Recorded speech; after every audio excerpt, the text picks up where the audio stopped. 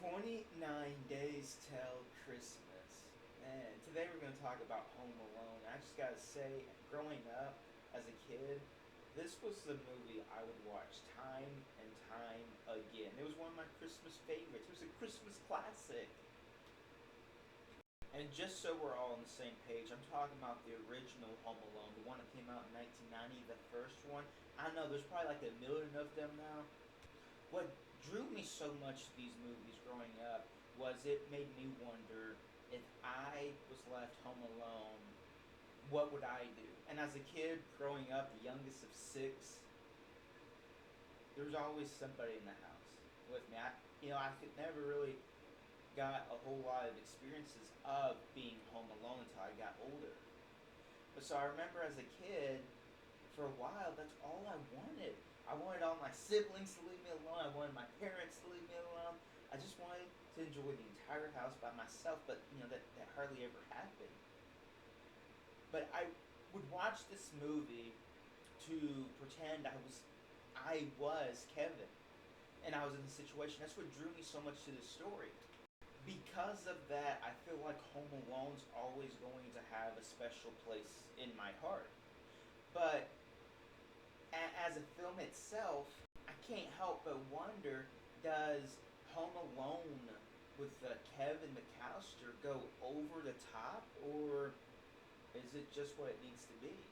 There are so many things you can nitpick about this movie, Home Alone, but even with everything you pick at it, if you take it away, it wouldn't be the same movie. For an example, Kevin's family is way worse than my family.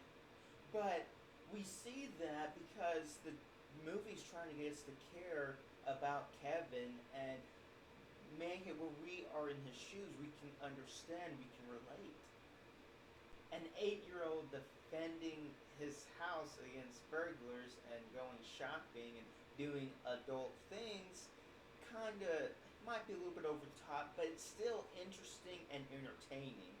And it gives us stuff that we wouldn't have seen if they hadn't done that. The villains are completely dumb, but that's how the movie works. That's the comical part of it.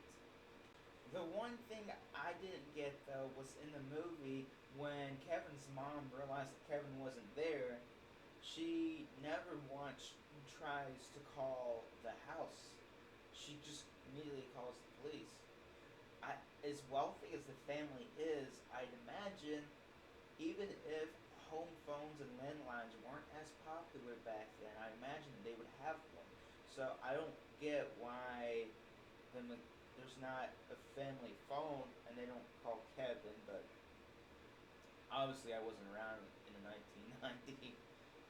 So what do you think? Do you feel like this Christmas film going over the top, being crazy, being completely unrealistic, unbelievable, is what makes it intriguing, entertaining, fun to watch? Or do you think it takes all the joy of it away? Comment below your thoughts, because I think for this, it works.